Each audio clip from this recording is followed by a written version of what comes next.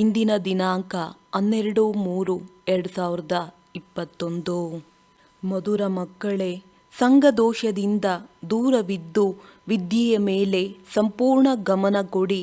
ಆಗ ಯಾವುದೇ ಬಿರುಗಾಳಿ ಬರಲು ಸಾಧ್ಯವಿಲ್ಲ. ಆದರೆ ಮಾಯೆಯನ್ನು ದೋಷಿಯನ್ನಾಗಿ ಮಾಡಬೇಡಿ.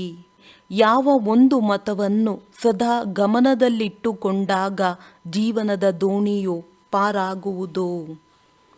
ಉತ್ತರ: ಬಾಬಾ ತಮ್ಮ ಆಜ್ಞೆ. ಹೀಗೆ ಸದಾ ತಂದೆಯ ಆಜ್ಞೆಯಂತೆ ನಡೆಯುತ್ತಾ ಇರಿ. ಆಗ ನಿಮ್ಮ ಜೀವನದ ದೋಣಿ ಪಾರಾಗುವುದು. ಆಜ್ಞೆಯಂತೆ ನಡೆಯುವವರು ಮಾಯೆಯ ಪ್ರಭಾವದಿಂದ ಮುಕ್ತರಾಗುತ್ತಾರೆ. ಬುದ್ಧಿಯ ಬೀಗವು ತೆರೆಯುತ್ತದೆ.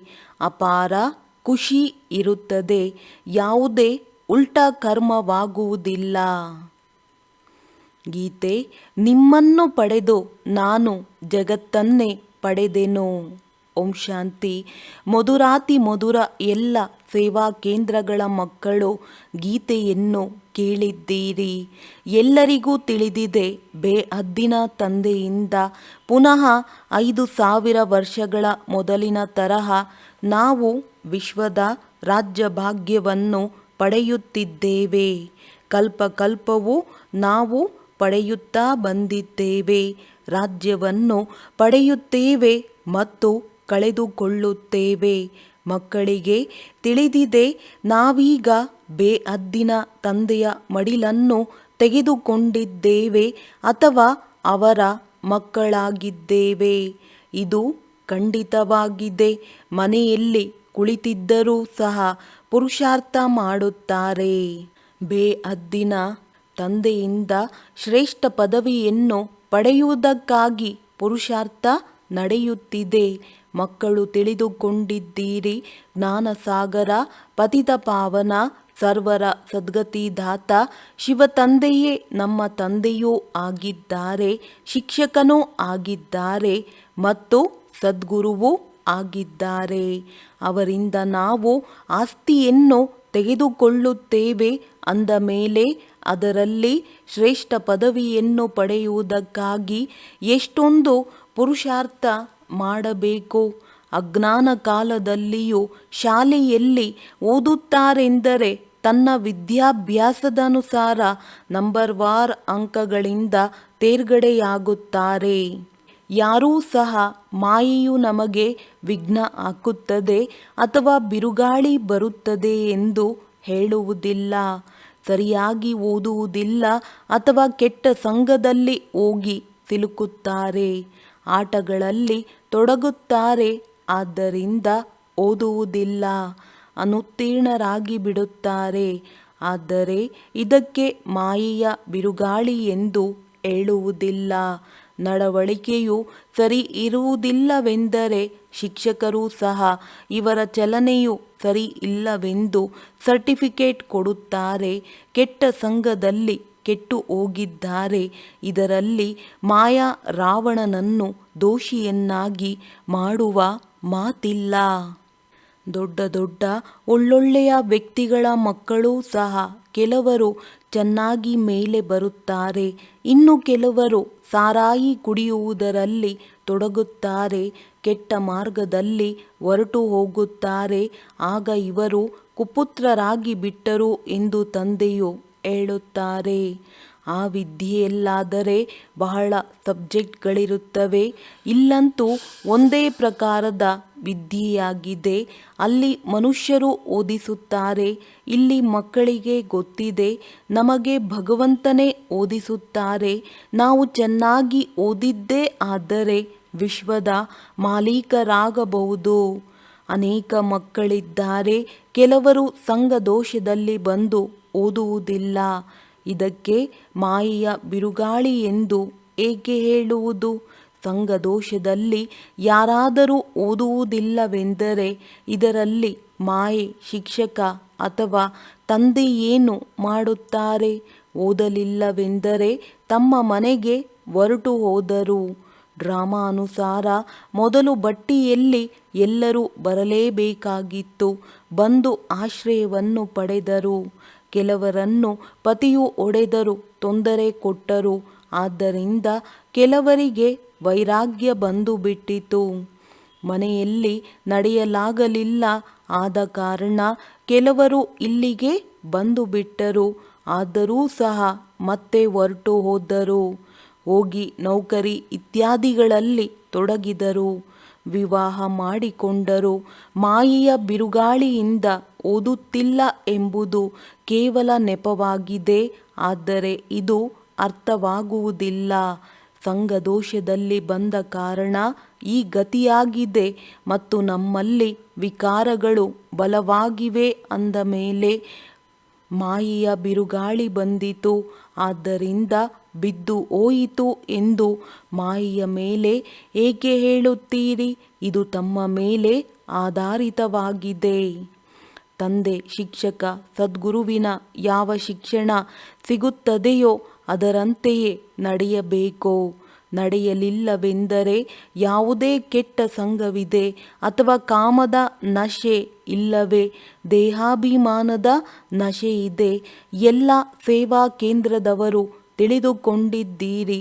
ನಾವು ಬೇಹದ್ದಿನ ತಂದೆಯಿಂದ ವಿಶ್ವದ ರಾಜ್ಯಭಾಗ್ಯವನ್ನು ಪಡೆಯಲು ಓದುತ್ತಿದ್ದೇವೆ. ಒಂದು ವೇಳೆ ನಿಶ್ಚಯವಿಲ್ಲವೆಂದರೆ ಕುಳಿತುಕೊಳ್ಳುವುದಾದರೂ ಏಕೆ? ಇನ್ನೂ ಬಹಳಷ್ಟು ಆಶ್ರಮಗಳಿವೆ. ಆದರೆ ಅಲ್ಲಂತೂ ಏನೂ ಪ್ರಾಪ್ತಿಯೂ ಇಲ್ಲ, ಗುರಿ ಧ್ಯೇಯವೂ ಇಲ್ಲ. ಅವೆಲ್ಲವೂ ಚಿಕ್ಕ ಚಿಕ್ಕ ಮಠಪಂಥಗಳು, ರಂಬೆ ಕೊಂಬೆಗಳಾಗಿವೆ. ವೃಕ್ಷವು ವೃದ್ಧಿಯನ್ನು ಹೊಂದಲೇಬೇಕಾಗಿದೆ. ಇಲ್ಲಂತೂ ಪರಸ್ಪರ ಸಂಬಂಧವಿದೆ. ಮಧುರ ದೈವಿ ವೃಕ್ಷದವರು ಯಾರಿರುವರೋ ಅವರು ಬಂದೇ ಬರುವರು. ಎಲ್ಲರಿಗಿಂತ ಮಧುರರು ಯಾರಾಗಿರುತ್ತಾರೆ? ಯಾರು ಸತ್ಯಯುಗದ ಮಹಾರಾಜ ಮಹಾರಾಣಿಯಾಗುತ್ತಾರೆ?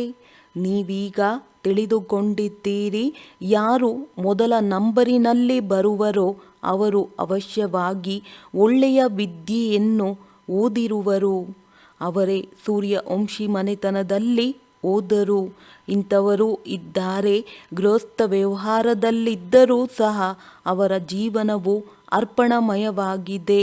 ಬಹಳ ಸೇವೆ ಮಾಡುತ್ತಿದ್ದಾರೆ. ಅಂತರವಿದೆಯಲ್ಲವೇ? ಬಲೆ, ಇಲ್ಲಿದ್ದರೂ ಸಹ ಓದಲು ಆಗಲಿಲ್ಲವೆಂದರೆ ಅನ್ಯ ಸೇವೆಯಲ್ಲಿ ತೊಡಗುತ್ತಾರೆ. ಕೊನೆಯಲ್ಲಿ ಬಂದು ಸ್ವಲ್ಪ ರಾಜ್ಯ ಪದವಿಯನ್ನು ಪಡೆದುಕೊಳ್ಳುತ್ತಾರೆ. ನೋಡಿದಾಗ ಹೊರಗಡೆ ಗೃಹಸ್ಥ ವ್ಯವಹಾರದಲ್ಲಿರುವವರೇ ಕೆಲವರು ಓದುವ ಮತ್ತು ಓದಿಸುವುದರಲ್ಲಿ ಬಹಳ ತೀಕ್ಷ್ಣವಾಗಿ ಬಿಡುತ್ತಾರೆ. ಕನ್ಯೆ ಅಥವಾ ಕುಮಾರಿಗೆ ಗೃಹಸ್ಥಿ ಎಂದು ಹೇಳುವುದಿಲ್ಲ. ಮತ್ತು ಯಾರು ವಾನಪ್ರಸ್ಥಿಗಳಿದ್ದಾರೆಯೋ ಅವರು 60 ವರ್ಷಗಳ ನಂತರ ಎಲ್ಲವನ್ನೂ ಮಕ್ಕಳಿಗೆ ಕೊಟ್ಟು ತಾನು ಯಾವುದಾದರೂ ಸಾಧು ಮೊದಲಾದವರ ಸಂಘದಲ್ಲಿ ಹೋಗಿ ಇರುತ್ತಾರೆ. ಇತ್ತೀಚೆಗಂತೂ ತಮೋಪ್ರಧಾನರಾಗಿದ್ದಾರೆ. ಆ ಕಾರಣ ಸಾಯುವವರೆಗೂ ಉದ್ಯೋಗ ವ್ಯವಹಾರವನ್ನು ಬಿಡುವುದಿಲ್ಲ. ಮೊದಲಿಗೆ 60 ವರ್ಷಗಳಿಗೆ ವಾನಪ್ರಸ್ಥ ಸ್ಥಿತಿಯಲ್ಲಿ ಹೊರಟು ಹೋಗುತ್ತಿದ್ದರು. ಹೋಗಿ ಕಾಶಿಯಲ್ಲಿರುತ್ತಿದ್ದರು. ಇದನ್ನಂತೂ ಮಕ್ಕಳು ತಿಳಿದುಕೊಂಡಿದ್ದೀರಿ. ಯಾರು ಹಿಂತಿರುಗಿ ಹೋಗಲು ಸಾಧ್ಯವಿಲ್ಲ, ಸದ್ಗತಿಯನ್ನು ಪಡೆಯಲು ಸಾಧ್ಯವಿಲ್ಲ. ತಂದೆಯೇ ಮುಕ್ತಿ ಜೀವನ್ಮುಕ್ತಿ ದಾತನಾಗಿದ್ದಾರೆ. ಅದರಲ್ಲಿಯೂ ಎಲ್ಲರೂ ಜೀವನ್ಮುಕ್ತಿಯನ್ನು ಪಡೆಯುವುದಿಲ್ಲ. ಕೆಲವರು ಮುಕ್ತಿಯಲ್ಲಿ ಹೋಗುತ್ತಾರೆ. ಈಗ ಆದಿ ಸನಾತನ ದೇವಿ ದೇವತಾ ಧರ್ಮದ ಸ್ಥಾಪನೆಯಾಗುತ್ತಿದೆ. ಯಾರೆಷ್ಟಾದರೂ ಪುರುಷಾರ್ಥ ಮಾಡಬಹುದು. ಅದರಲ್ಲಿಯೂ ಕುಮಾರಿಯರಿಗೆ ಒಳ್ಳೆಯ ಅವಕಾಶವಿದೆ. ಪಾರಲೌಕಿಕ ತಂದೆಗೆ ವಾರಸುದಾರರಾಗಿ ಬಿಡುತ್ತಾರೆ. ಇಲ್ಲಂತೂ ಎಲ್ಲ ಮಕ್ಕಳು ತಂದೆಯಿಂದ ಆಸ್ತಿಯನ್ನು ಪಡೆಯಲು ಹಕ್ಕುದಾರರಾಗಿದ್ದಾರೆ. ಲೌಕಿಕದಲ್ಲಾದರೆ ಕನ್ಯೆಯರಿಗೆ ಆಸ್ತಿಯೂ ಸಿಗುವುದಿಲ್ಲ. ಮಕ್ಕಳಿಗೆ ಲಾಲಸೆ ಇರುತ್ತದೆ. ಬಲೆ, ಇಂಥವರೂ ಇದ್ದಾರೆ. ಇದು ಆಸ್ತಿಯೂ ಸಿಗುತ್ತದೆ. ಅದನ್ನು ತೆಗೆದುಕೊಳ್ಳೋಣ, ಅದನ್ನು ಏಕೆ ಬಿಡುವುದು ಎಂದು ತಿಳಿದುಕೊಳ್ಳುತ್ತಾರೆ. ಎರಡೂ ಕಡೆ ಓದುತ್ತಾರೆ. ಹೀಗೆ ಭಿನ್ನ ಭಿನ್ನ ಪ್ರಕಾರದವರಿರುತ್ತಾರೆ. ಈಗ ಇದನ್ನಂತೂ ತಿಳಿದುಕೊಂಡಿದ್ದೀರಿ. ಯಾರು ಚೆನ್ನಾಗಿ ಓದುವರೋ ಅವರು ಶ್ರೇಷ್ಠ ಪದವಿಯನ್ನು ಪಡೆಯುತ್ತಾರೆ. ಪ್ರಜೆಗಳಲ್ಲಿಯೂ ಬಹಳ ಸಾಹುಕಾರರಾಗಿ ಬಿಡುತ್ತಾರೆ. ಇಲ್ಲಿರುವವರಂತೂ ಒಳಗೆ ಇರಬೇಕಾಗುತ್ತದೆ. ಆದ್ದರಿಂದ ಆಗುವುದಾದರೆ ರಾಜ ರಾಣಿ, ಇಲ್ಲವೆಂದರೆ ದಾಸ ದಾಸಿಯರಾಗಿ ಬಿಡುತ್ತಾರೆ. ಮತ್ತೆ ತ್ರೇತಾದ ಅಂತ್ಯದಲ್ಲಿ 3, 4, 5 ಜನ್ಮಗಳು ರಾಜ್ಯ ಪದವಿ ಸಿಗಬಹುದೇನೋ ಅಷ್ಟೇ. ಅದಕ್ಕಿಂತಲೂ ಆ ಸಾಹುಕಾರರದೇ ಒಳ್ಳೆಯದು. ಯಾರು ಸತ್ಯಯುಗದಿಂದ ಹಿಡಿದು ಅವರು ಸಾಹುಕಾರಿತನವು ಸ್ಥಿರವಾಗಿರುತ್ತದೆ. ಗೃಹಸ್ಥ ವ್ಯವಹಾರದಲ್ಲಿದ್ದು ಸಾಹುಕಾರಿ ಪದವಿಯನ್ನು ಏಕೆ ಪಡೆಯಬಾರದು? ನಾವು ರಾಜ್ಯ ಪದವಿಯನ್ನು ಪಡೆಯಬೇಕೆಂದು ಪ್ರಯತ್ನ ಪಡುತ್ತಾರೆ. ಆದರೆ ಒಂದು ವೇಳೆ ಜಾರಿ ಬಿದ್ದರೆ ಪ್ರಜೆಗಳಲ್ಲಿಯಾದರೂ ಒಳ್ಳೆಯ ಪದವಿಯನ್ನು ಪಡೆಯುವ ಪುರುಷಾರ್ಥ ಮಾಡಬೇಕು. ಅದು ಒಳ್ಳೆಯ ಪದವಿಯಾಯಿತಲ್ಲವೇ? ಇಲ್ಲಿರುವವರಿಗಿಂತಲೂ ಹೊರಗಿರುವವರು ಬಹಳ ಶ್ರೇಷ್ಠ ಪದವಿಯನ್ನು ಪಡೆಯಬಲ್ಲರು. ಎಲ್ಲವೂ ಪುರುಷಾರ್ಥದ ಮೇಲೆ ಆಧಾರಿತವಾಗಿದೆ. ಪುರುಷಾರ್ಥವನ್ನೆಂದು ಮುಚ್ಚಿಡಲು ಸಾಧ್ಯವಿಲ್ಲ. ಪ್ರಜೆಗಳಲ್ಲಿ ಯಾರು ಅತಿ ದೊಡ್ಡ ಸಾಹುಕಾರರಾಗುವರೋ ಅವರೂ ಸಹ ಮುಚ್ಚಿಡಲ್ಪಡಲು ಸಾಧ್ಯವಿಲ್ಲ. ಹೊರಗಿರುವವರಿಗೆ ಕಡಿಮೆ ಪದವಿ ಸಿಗುತ್ತದೆ ಎಂದಲ್ಲ. ಕೊನೆಯಲ್ಲಿ ರಾಜ್ಯ ಪದವಿಯನ್ನು ಪಡೆಯುವುದು ಒಳ್ಳೆಯದೋ ಅಥವಾ ಪ್ರಜೆಗಳಲ್ಲಿ ಆರಂಭದಿಂದ ಹಿಡಿದು ಶ್ರೇಷ್ಠ ಪದವಿಯನ್ನು ಪಡೆಯುವುದು ಒಳ್ಳೆಯದೋ? ಗೃಹಸ್ಥ ವ್ಯವಹಾರದಲ್ಲಿರುವವರಿಗೆ ಇಷ್ಟೊಂದು ಮಾಯೆಯ ಬಿರುಗಾಳಿಯು ಬರುವುದಿಲ್ಲ. ಇಲ್ಲಿರುವವರಿಗೆ ಬಹಳ ಬಿರುಗಾಳಿಗಳು ಬರುತ್ತವೆ. ನಾವು ಶಿವತಂದೆಯ ಮಡಿಲಿನಲ್ಲಿ ಕುಳಿತಿದ್ದೇವೆಂದು ಸಾಹಸವನ್ನಿಡುತ್ತಾರೆ. ಆದರೆ ಸಂಘದೋಷದಲ್ಲಿ ಬಂದು ಓದುವುದಿಲ್ಲ. ಅಂತಿಮದಲ್ಲಿ ಎಲ್ಲವೂ ಅರ್ಥವಾಗಿ ಬಿಡುತ್ತದೆ. ಯಾರು ಯಾವ ಪದವಿಯನ್ನು ಪಡೆಯುತ್ತಾರೆಂದು ಸಾಕ್ಷಾತ್ಕಾರವಾಗುತ್ತದೆ. Number war ಓದುತ್ತಾರಲ್ಲವೇ? ಕೆಲವರಂತೂ ತಾವೇ ಸೇವಾ ಕೇಂದ್ರವನ್ನು ನಡೆಸುತ್ತಾರೆ. ಕೆಲವೊಂದೆಡೆ ಸೇವಾ ಕೇಂದ್ರವನ್ನು ನಡೆಸುವವರಿಗಿಂತಲೂ ಓದುವವರು ತೀಕ್ಷ್ಣವಾಗಿ ಮುಂದೆ ಹೋಗುತ್ತಾರೆ. ಎಲ್ಲವೂ ಪುರುಷಾರ್ಥದ ಮೇಲೆ ಆಧಾರಿತವಾಗಿದೆ. ಮಾಯೆಯ ಬಿರುಗಾಳಿಗಳು ಬರುತ್ತವೆ ಎಂದು ಹೇಳುವುದಲ್ಲ. ವಾಸ್ತವದಲ್ಲಿ ತನ್ನ ಚಲನೆ ಸರಿ ಇಲ್ಲ, ಶ್ರೀಮತದಂತೆ ನಡೆಯುವುದಿಲ್ಲ. ಲೌಕಿಕದಲ್ಲಿಯೂ ಇದೇ ರೀತಿಯಾಗುತ್ತದೆ. ಶಿಕ್ಷಕರು ಅಥವಾ ತಂದೆ ತಾಯಿಯ ಮತದಂತೆ ನಡೆಯುವುದಿಲ್ಲ. ನೀವಂತೂ ಇಂತಹ ತಂದೆಯ ಮಕ್ಕಳಾಗಿದ್ದೀರಿ. ಅವರಿಗೆ ಯಾರೂ ತಂದೆ ಇಲ್ಲ. ಅಲ್ಲಂತೂ ಹೊರಗಡೆ ಬಾಳ ಹೋಗಬೇಕಾಗುತ್ತದೆ. ಕೆಲವು ಮಕ್ಕಳು ಸಂಘದೋಷದಲ್ಲಿ ಸಿಲುಕುತ್ತಾರೆ. ಆದ್ದರಿಂದ ಅನುತ್ತೀರ್ಣರಾಗಿ ಬಿಡುತ್ತಾರೆ. ಮಾಯೆಯ ಬಿರುಗಾಳಿಗಳು ಬರುತ್ತವೆ ಎಂದು ಏಕೆ ಹೇಳುತ್ತೀರಿ? ಇದು ತನ್ನದೇ ಮೂರ್ಖತೆಯಾಗಿದೆ. ತಂದೆಯ ಆದೇಶದಂತೆ ನಡೆಯುವುದಿಲ್ಲ. ಈ ರೀತಿಯ ಚಲನೆಯಿಂದ ಅನುತ್ತೀರ್ಣರಾಗಿ ಬಿಡುತ್ತಾರೆ. ಅನೇಕರಿಗೆ ಲಾಲಸೆ ಇರುತ್ತದೆ. ಕೆಲವರಲ್ಲಿ ಕ್ರೋಧ, ಕೆಲವರಲ್ಲಿ ಕಳ್ಳತನದ ಹವ್ಯಾಸವಿರುತ್ತದೆ. ಕೊನೆಯಲ್ಲಿ ಎಲ್ಲವೂ ಅರ್ಥವಾಗುತ್ತದೆ. ಇಂತಿಂಥವರು ಇಂತಿಂಥ ಚಲನೆಯ ಕಾರಣ ಹೊರಟು ಹೋದರು, ಶೂದ್ರ ಕುಲದವರಾಗಿ ಬಿಟ್ಟರು ಎಂದು ತಿಳಿಯಲಾಗುತ್ತದೆ. ಅಂಥವರಿಗೆ ಮತ್ತೆ ಬ್ರಾಹ್ಮಣರು ಎಂದು ಹೇಳುವುದಿಲ್ಲ. ಅವರು ಹೋಗಿ ಶೂದ್ರರಾದರು. ವಿದ್ಯಾಭ್ಯಾಸವನ್ನೇ ಬಿಟ್ಟು ಬಿಟ್ಟರು. ಸ್ವಲ್ಪ ಜ್ಞಾನವನ್ನು ಕೇಳಿದರೂ ಸಹ ಪ್ರಜೆಗಳಲ್ಲಿ ಬಂದು ಬಿಡುತ್ತಾರೆ. ದೊಡ್ಡ ವೃಕ್ಷವಾಗಿದೆ. ಎಲ್ಲೆಲ್ಲಿಂದಲೋ ಬರುತ್ತಾರೆ. ಯಾರು ದೇವಿ ದೇವತಾ ಧರ್ಮದವರು ಅನ್ಯ ಧರ್ಮಗಳಲ್ಲಿ ಹೋಗಿ ಸೇರಿದ್ದಾರೆಯೋ ಅವರು ಪುನಃ ಬರುತ್ತಾರೆ. ಅನೇಕರು ಬರುತ್ತಾರೆ. ಆಗ ಎಲ್ಲರಿಗೂ ಆಶ್ಚರ್ಯವಾಗುತ್ತದೆ. ಅನ್ಯ ಧರ್ಮದವರೂ ಸಹ ಮುಕ್ತಿಯ ಆಸ್ತಿಯನ್ನಂತೂ ತೆಗೆದುಕೊಳ್ಳುತ್ತಾರಲ್ಲವೇ? ಇಲ್ಲಿ ಯಾರು ಬೇಕಾದರೂ ಬರಬಹುದು. ತಮ್ಮ ಮನೆತನದಲ್ಲಿ ಶ್ರೇಷ್ಠ ಪದವಿಯನ್ನು ಪಡೆಯುವುದಿದ್ದರೆ ಅವರೂ ಸಹ ಬಂದು ಲಕ್ಷ್ಯವನ್ನು ತೆಗೆದುಕೊಂಡು ಹೋಗುತ್ತಾರೆ. ತಂದೆಯು ನಿಮಗೆ ಸಾಕ್ಷಾತ್ಕಾರ ಮಾಡಿಸಿದರು. ಅವರು ಸಹ ಬಂದು ಕೊನೆಗೆ ಲಕ್ಷ್ಯವನ್ನು ತೆಗೆದುಕೊಂಡು ಹೋಗುತ್ತಾರೆ. ಇಲ್ಲಿದ್ದು ಲಕ್ಷ್ಯದಂತೆ ಇರಲು ಸಾಧ್ಯವಿಲ್ಲ ಎಂದಲ್ಲ. ಯಾವುದೇ ಧರ್ಮದವರು ಲಕ್ಷ್ಯವನ್ನಿಡಬಹುದು. ತಂದೆಯನ್ನು ನೆನಪು ಮಾಡಿ ಮತ್ತು ಶಾಂತಿಧಾಮವನ್ನು ನೆನಪು ಮಾಡಿದರೆ ತಮ್ಮ ಧರ್ಮದಲ್ಲಿ ಶ್ರೇಷ್ಠ ಪದವಿಯನ್ನು ಪಡೆಯುತ್ತೀರಿ ಎಂದು ಲಕ್ಷ್ಯವು ಸಿಗುತ್ತದೆ. ಅವರಿಗೆ ಜೀವನ್ಮುಕ್ತಿಯಂತೂ ಸಿಗುವುದಿಲ್ಲ. ಅವರು ಅಲ್ಲಿ ಬರುವುದೂ ಇಲ್ಲ. ಅವರಿಗೆ ಇದು ಇಷ್ಟವಾಗುವುದೇ ಇಲ್ಲ. ಯಾರು ಇಲ್ಲಿಯವರಾಗಿದ್ದಾರೆಯೋ ಅವರಿಗೆ ಹೃದಯಕ್ಕೆ ನಾಟುತ್ತದೆ. ಕೊನೆಯಲ್ಲಿ ಆತ್ಮರು ತನ್ನ ತಂದೆಯನ್ನಾದರೂ ಅರಿತುಕೊಳ್ಳಲಿ. ಅನೇಕ ಸೇವಾ ಕೇಂದ್ರಗಳಲ್ಲಿ ಇಂಥವರೂ ಇದ್ದಾರೆ. ಯಾರಿಗೆ ವಿದ್ಯೆಯ ಮೇಲೆ ಗಮನವಿಲ್ಲ ಅಂದಾಗ ಅಂಥವರು ಶ್ರೇಷ್ಠ ಪದವಿಯನ್ನು ಪಡೆಯುವುದಿಲ್ಲ ಎಂದು ತಿಳಿಯಲಾಗುತ್ತದೆ. ಒಂದು ವೇಳೆ ನಿಶ್ಚಯವಿದ್ದಿದ್ದೇ ಆದರೆ ನಮಗೆ ಬಿಡುವಿಲ್ಲವೆಂದು ಹೇಳಲು ಸಾಧ್ಯವಿಲ್ಲ. ಅದೃಷ್ಟದಲ್ಲಿಲ್ಲ, ಆದ್ದರಿಂದಲೇ ನಮಗೆ ಬಿಡುವಿಲ್ಲ. ಈ ಕೆಲಸವಿದೆ ಎಂದು ಹೇಳುತ್ತಾರೆ. ಅದೃಷ್ಟದಲ್ಲಿದ್ದರೆ ದಿನರಾತ್ರಿ ಪುರುಷಾರ್ಥ ಮಾಡತೊಡಗುತ್ತಾರೆ. ನಡೆಯುತ್ತಾ ಸಂಘದಲ್ಲಿ ಕೆಟ್ಟು ಹೋಗುತ್ತಾರೆ. ಅದಕ್ಕೆ ಗ್ರಹಚಾರಿ ಎಂದು ಹೇಳಬಹುದು. ಬೃಹಸ್ಪತಿಯ ದಶೆಗೆ ಬದಲಾಗಿ ಮಂಗಳ ದಶೆಯಾಗಿ ಬಿಡುತ್ತದೆ. ಅಂಥವರು ಮುಂದೆ ಕೆಳಗಿಳಿಯಲೂಬಹುದು. ಕೆಲವರಿಗಂತೂ ತಂದೆಯು ಹೇಳುತ್ತಾರೆ, ಇವರಿಗೆ ರಾಹು ದಶೆ ಕುಳಿತಿದೆ, ಭಗವಂತನನ್ನು ಒಪ್ಪುವುದಿಲ್ಲವೆಂದು ಹೇಳುತ್ತಾರೆ. ಕೆಲವರು ಈ ಬ್ರಹ್ಮರವರೇ ಹೇಳುತ್ತಾರೆ ಎಂದು ತಿಳಿದುಕೊಳ್ಳುತ್ತಾರೆ. ಯಾರು ಆದೇಶ ನೀಡುತ್ತಾರೆ ಎಂಬುದು ಮಕ್ಕಳಿಗೆ ಅರ್ಥವಾಗುವುದಿಲ್ಲ. ದೇಹಾಭಿಮಾನ ಇರುವ ಕಾರಣ ಈ ಸಾಕಾರಿ ತಂದೆಯೇ ತಿಳಿಸುತ್ತಾರೆಂದು ತಿಳಿದುಕೊಳ್ಳುತ್ತಾರೆ.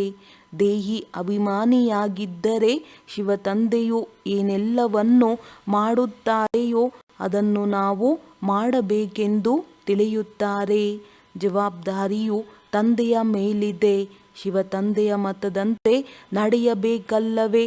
ದೇಹಾಭಿಮಾನದಲ್ಲಿ ಬರುವುದರಿಂದ ಶಿವತಂದೆಯನ್ನು ಮರೆತು ಹೋಗುತ್ತಾರೆ. ಅಂದ ಮೇಲೆ ಮತ್ತೆ ಶಿವತಂದೆಯು ಜವಾಬ್ದಾರನಾಗಿರಲು ಸಾಧ್ಯವಿಲ್ಲ. ಅವರ ಆದೇಶವನ್ನಂತೂ ತಲೆಯ ಮೇಲಿಟ್ಟುಕೊಂಡು ಧಾರಣೆ ಮಾಡಬೇಕು. ಆದರೆ ಯಾರು ತಿಳಿಸುತ್ತಾರೆಂದು ತಿಳಿದುಕೊಳ್ಳುವುದೇ ಇಲ್ಲ. ಅದರಲ್ಲಿಯೂ ಮತ್ಯಾರೂ ನಿಮಗೆ ಆಜ್ಞೆ ಮಾಡುವುದಿಲ್ಲ. ಕೇವಲ ತಂದೆಯು ತಿಳಿಸುತ್ತಾರೆ, ನಾನೇ ನಿಮಗೆ ಶ್ರೀಮತ ಕೊಡುತ್ತೇನೆ. ಮೊದಲನೆಯದಾಗಿ ನನ್ನನ್ನು ನೆನಪು ಮಾಡಿ ಮತ್ತು ನಾನು ಯಾವ ಜ್ಞಾನವನ್ನು ತಿಳಿಸುತ್ತೇನೆಯೋ ಅದನ್ನು ಧಾರಣೆ ಮಾಡಿಕೊಳ್ಳಿ ಮತ್ತು ಮಾಡಿಸಿ. ಕೇವಲ ಇದೇ ಕಾರ್ಯ ಮಾಡುತ್ತಾ ಇರಿ. ಒಳ್ಳೆಯದು. ಬಾಬಾ ತಮ್ಮ ಆಜ್ಞೆಯಂತೆ. ರಾಜರ ಮುಂದೆ ಇರುವವರು ಆಜ್ಞೆ ಮಹಾಪ್ರಭು ಎಂದು ಹೇಳುತ್ತಾರೆ. ಆ ರಾಜರು ಆಜ್ಞೆ ಮಾಡುತ್ತಿದ್ದರು. ಇಲ್ಲಂತೂ ಇದು ಶಿವತಂದೆಯ ಆಜ್ಞೆಯಾಗಿದೆ. ಪದೇ ಪದೇ ಹೇಳಬೇಕು, ಬಾಬಾ ತಮ್ಮ ಆಜ್ಞೆ. ಆಗ ನಿಮಗೆ ಖುಷಿಯೂ ಇರುವುದು. ಶಿವತಂದೆಯು ಆಜ್ಞೆ ನೀಡುತ್ತಾರೆಂದು ತಿಳಿಯುತ್ತೀರಿ. ಶಿವತಂದೆಯ ನೆನಪಿದ್ದಾಗ ಬುದ್ಧಿಯ ಬೀಗವು ತೆರೆಯುವುದು. ಆದ್ದರಿಂದ ತಂದೆಯು ತಿಳಿಸುತ್ತಾರೆ, ಮಕ್ಕಳೇ, ಇದು ಅಭ್ಯಾಸವಾಗಿ ಬಿಟ್ಟರೆ ದೋಣಿಯು ಪಾರಾಗುವುದು. ಆದರೆ ಇದೇ ಪರಿಶ್ರಮವಾಗಿದೆ. ಪದೇ ಪದೇ ಮರೆತು ಹೋಗುತ್ತಾರೆ. ಮಾಯೆಯು ಮರೆಸುತ್ತದೆ ಎಂದು ಏಕೆ ಹೇಳಬೇಕು? ನಾವೇ ಮರೆತು ಹೋಗುತ್ತೇವೆ.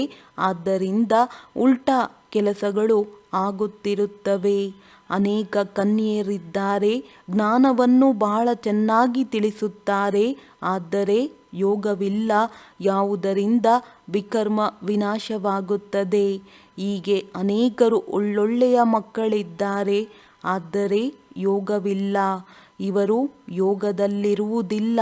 ಮತ್ತೆ ಪಾಪವಾಗಿ ಬಿಡುತ್ತದೆ. ಅದನ್ನು ಅನುಭವಿಸಬೇಕಾಗುತ್ತದೆ ಎಂದು ಚಲನೆಯಿಂದಲೇ ತಿಳಿಯಲಾಗುತ್ತದೆ. ಇದರಲ್ಲಿ ಬಿರುಗಾಳಿಯ ಮಾತಿಲ್ಲ. ತಿಳಿದುಕೊಳ್ಳಿ, ಇದು ನನ್ನ ತಪ್ಪಾಗಿದೆ. ನಾನು ಶ್ರೀಮತದಂತೆ ನಡೆಯುವುದಿಲ್ಲ. ಇಲ್ಲಿ ನೀವು ರಾಜಯೋಗವನ್ನು ಕಲಿಯುವುದಕ್ಕಾಗಿ ಬಂದಿದ್ದೀರಿ. ಪ್ರಜಾಯೋಗವನ್ನು ಕಲಿಸಲಾಗುವುದಿಲ್ಲ. ತಂದೆಯನ್ನು ಅನುಸರಿಸಿ, ಆಗ ಸಿಂಹಾಸನಾಧಿಕಾರಿಗಳಾಗುವಿರಿ. ಅವರದಂತೂ ನಿಶ್ಚಿತವಾಗಿದೆ. ಇವರು ಲಕ್ಷ್ಮೀ ನಾರಾಯಣರಾಗುತ್ತಾರೆ ಅಂದ ಮೇಲೆ ಆ ಮಾತಾಪಿತರನ್ನು ಫಾಲೋ ಮಾಡಿ. ಅನ್ಯ ಧರ್ಮದವರು ಮಾತಾಪಿತರನ್ನು ಫಾಲೋ ಮಾಡುವುದಿಲ್ಲ. ಅವರು ತಂದೆಯನ್ನೇ ಒಪ್ಪುತ್ತಾರೆ. ಇಲ್ಲಂತೂ ಇಬ್ಬರೂ ಇದ್ದಾರೆ. ತಂದೆಯು ರಚಯಿತನಾಗಿದ್ದಾರೆ. ತಾಯಿಯದೆಲ್ಲವೂ ಗುಪ್ತ ರಹಸ್ಯವಾಗಿದೆ. ತಂದೆ ತಾಯಿಯು ಓದಿಸುತ್ತಾ ಇರುತ್ತಾರೆ. ಹೀಗೆ ಮಾಡಿ, ಹೀಗೆ ಮಾಡಬೇಡಿ ಎಂದು ತಿಳಿಸುತ್ತಾರೆ. ಶಿಕ್ಷಕರು ಯಾವುದೇ ಶಿಕ್ಷೆ ಕೊಡುವುದಾದರೆ ಶಾಲೆಯ ಮಧ್ಯದಲ್ಲಿಯೇ ಕೊಡುತ್ತಾರಲ್ಲವೇ. ಆದರೆ ನನ್ನ ಗೌರವವನ್ನು ಕಳೆಯುತ್ತೀರಿ ಎಂದು ಮಕ್ಕಳು ಹೇಳುವರೆ. ತಂದೆಯು 5-6 ಮಂದಿ ಮಕ್ಕಳ ಮುಂದೆಯೇ ಪೆಟ್ಟು ಕೊಡುವರು.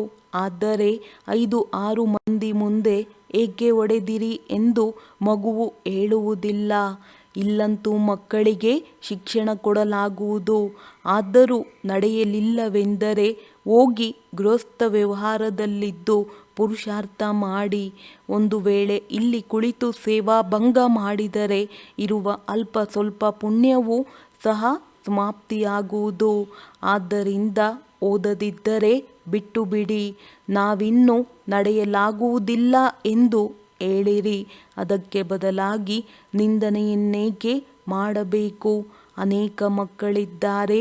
ಕೆಲವರು ಓದುತ್ತಾರೆ, ಕೆಲವರು ಬಿಟ್ಟು ಬಿಡುತ್ತಾರೆ. ಪ್ರತಿಯೊಬ್ಬರೂ ತನ್ನ ವಿದ್ಯೆಯಲ್ಲಿ ಮಸ್ತರಾಗಿರಬೇಕು. ತಂದೆಯು ತಿಳಿಸುತ್ತಾರೆ, ಒಬ್ಬರು ಇನ್ನೊಬ್ಬರಿಂದ ಸೇವೆಯನ್ನು ತೆಗೆದುಕೊಳ್ಳಬೇಡಿ. ಇನ್ನೊಬ್ಬರಿಂದ ಸೇವೆಯನ್ನು ತೆಗೆದುಕೊಳ್ಳುವುದು ಸಹ ದೇಹ ಅಹಂಕಾರವಾಗಿದೆ. ತಂದೆಯು ತಿಳಿಸಬೇಕಾಗುತ್ತದೆಯಲ್ಲವೇ. ಇಲ್ಲದಿದ್ದರೆ ಕೊನೆಯಲ್ಲಿ ಧರ್ಮರಾಜ ಸಭೆಯು ಕುಳಿತಾಗ ನಮಗೆ ಕಾಯಿದೆ ಕಾನೂನಿನ ಬಗ್ಗೆ ಗೊತ್ತೇ ಇರಲಿಲ್ಲವೆಂದು ಹೇಳಿಬಿಡುತ್ತಾರೆ. ಆದ್ದರಿಂದ ತಂದೆಯು ತಿಳಿಸುತ್ತಾರೆ, ಸಾಕ್ಷಾತ್ಕಾರ ಮಾಡಿಸಿ ಶಿಕ್ಷೆ ಕೊಡುತ್ತೇನೆ. ಸಾಕ್ಷಿ ಇಲ್ಲದೆ ಶಿಕ್ಷೆ ಸಿಗುವುದಿಲ್ಲ. ಕಲ್ಪದ ಹಿಂದಿನ ತರಹ ಚೆನ್ನಾಗಿ ತಿಳಿಸುವವರು ಅನೇಕರಿದ್ದಾರೆ. ಪ್ರತಿಯೊಬ್ಬರ ಅದೃಷ್ಟವನ್ನು ನೋಡಲಾಗುತ್ತದೆ. ಕೆಲವರು ಸರ್ವೀಸ್ ಮಾಡಿ ಜೀವನವನ್ನು ವಜ್ರ ಸಮಾನವನ್ನಾಗಿ ಮಾಡಿಕೊಳ್ಳುತ್ತಾರೆ. ಇನ್ನು ಕೆಲವರು ಅದೃಷ್ಟಕ್ಕೆ ಬರೆ ಎಳೆದುಕೊಳ್ಳುತ್ತಾರೆ. ಒಳ್ಳೆಯದು.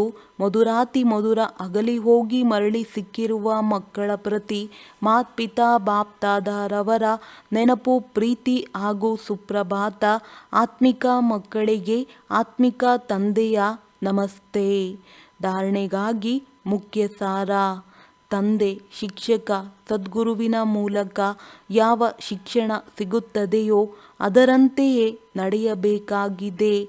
ಮಾಯೆಯನ್ನು ದೋಷಿಯನ್ನಾಗಿ ಮಾಡದೆ ತನ್ನ ನಿರ್ಬಲತೆಗಳನ್ನು ಪರಿಶೀಲನೆ ಮಾಡಿ ಅದನ್ನು ತೆಗೆಯಬೇಕಾಗಿದೆ. ಅಹಂಕಾರದ ತ್ಯಾಗ ಮಾಡಿ ತನ್ನ ವಿದ್ಯಾಭ್ಯಾಸದಲ್ಲಿ ಮಸ್ತರಾಗಿರಬೇಕಾಗಿದೆ.